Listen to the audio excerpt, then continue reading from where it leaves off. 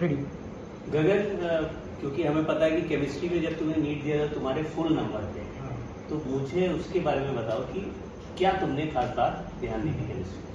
तो केमिस्ट्री में जैसे प्रिपरेशन अपन करते हैं तो उसके 3 पार्ट्स हो जाते हैं, तो फिजिकल, ऑर्गेनिक और इनऑर्गेनिक। तो इनऑर्गेनिक का मेरा क्लियर था कि उसका वेटेज भले 33% है, उसमें जो टाइम मुझे डिवोट करना है लेस देन 10% में हो जाएगा। तो बेसिक मैंने जो रिपीटेड क्वेश्चन थे, जो रिपीटेड टॉपिक्स थे, उसकी एक छोटी सी नोटबुक बना ली थी।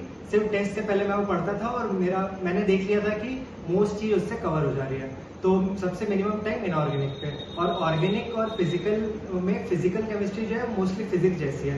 तो उसमें मोस्ट अपने को यही करना है कि अगर एक दिन आप थ्योरी पढ़ रहे हो तो बाकी 10 दिन जो बच रहे हैं वो पूरा टाइम सिर्फ क्वेश्चन सॉल्विंग में हो रहा है, उसमें रटने का सबसे मिनिमम है। तो टेस्ट से पहले अगर आप फिजिकल ना भी पढ़े तो आपका काफी सिर्फ बेसिक फॉर्मूलेज आप देख लीजिए तो मोस्ट क्वेश्चन सॉल्विंग हो जाएगी। और ऑर्गेनिक केमिस्ट्री का देखा जाए तो ऑर्गेनिक केमिस्ट्री में मोस्टली कई लोग का रहता है कि जो रोट मेमोरी वाला पार्ट है वो ज्यादा रहता है। तो ऐसा नहीं है, क्योंकि रोट मेमोरी आप जितना भी कर लोगे इतने ज्यादा इक्वेशंस और ये सब रहती है कि वो नहीं हो पाता है। तो मोस्टली मैंने देखा है कि जब वो डिराइव होती है इक्वेशंस और कैसे वो प्रोसीड होती है, तो उसमें एक बेसिक सेंस रहता है कि कैसे इलेक्ट्रॉन अटैक कर रहा है, कहाँ पे क्या, इसीलिए किस तरह बॉन्ड शिफ्ट हुआ है सब। तो अगर वो आप फॉलो कर रहे हो तो विद क्वेश्चन प्रैक्टिस आपको लगेगा कि ये बेसिकली आप सोच के ही आप सवाल का जवाब ला पा रहे हो। तो फिजिक्स केमिस्ट्री ओवरऑल ऐसे कवर हो जाता है। जैसा कि मेरा ये मानना है कि बच्चे को अभी जो समय चल रहा है उसके हिसाब से अंडर वन रूफ कंप्लीट पढ़ना चाहिए कि इंडिविजुअल भी कर सकता है। तुम्हारा मतलब जैसे क्या व्यू है इसमें? तो जैसे जैसे टाइम चेंज हो रहा है तो अभी ये है कि अगर तीनों सब्जेक्ट का कवरेज आपको चाहिए तो कई बार ऐसा होता है कि आप फिजिक्स की क्लास कर रहे हो, फिर 15 मिनट आप गैप लगा रहे हो, फिर 6 अगर 5:30 पे छूट रही है तो आप जितना भी मैथ्स प्रैक्टिस कर लोगे 6 बजे तक आप दूसरी क्लास पहुंचोगे। और उस जो हाफ आवर का पीरियड है उसमें हो सकता है जो नया टॉपिक शुरू हुआ है उसके बेसिक कॉन्सेप्ट जो एक्सप्लेनेशन वाला पार्ट रहता है वो आपका कंप्लीट हो चुका है टीचर का, और आप सिर्फ उसके रोट वाले पार्ट पे जो रिटर्न वर्क है उसमें आप रीच कर रहे हो।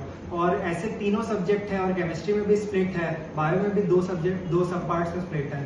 तो अगर सारी चीजों का आप ऐसे आप हाफ आवर्स ज्वाइन करते रहेंगे तो ओवरऑल काफी वेस्टेज हो सकता है। तो इसका एक सॉल्यूशन हो सकता है कि अगर आप तीनों चीज एक रूप में करेंगे तो उसका जो एक पर्टिकुलर शेड्यूल होगा वो बेस्ट वे में बना होगा ताकि आपका ही फायदा हो। नहीं, ये मेरा एक मानना है कि कंप्लीट मॉनिटरिंग जरूरी है कि नहीं हमारी प्रिपरेशन के दौरान। मतलब यदि हम अंडर वन रूफ कर रहे हैं कहीं पर भी तो कंप्लीट एक सब्जेक्ट की मॉनिटरिंग हो रही है, टेस्ट में भी हो रही है, एवरी टेस्ट में पीसीबी में वो पार्टिसिपेट कर रहा है बच्चा, तो वो उसको लाभ मिलेगा आज के समय में कि नहीं, ये मेरा मानना है। हाँ, तो सबसे अच्छा फायदा अगर होगा तो वो आप अपने टेस्ट के परफॉर्मेंस से देख सकते हो। तो कई लोगों का, जैसे मेरे साथ भी हुआ था, कोई अगर एक टेस्ट पैटर्न में फॉलो कर रहा हूँ तो उसमें 10 तरीके के बहाने रहते हैं कि फिजिक्स का मेरा सिर्फ यहीं तक हुआ है, बायो ज्यादा हो गया है, पर अब जो चल रहा है और जो पूछ रहे हैं तो पुराना मुझे याद नहीं है।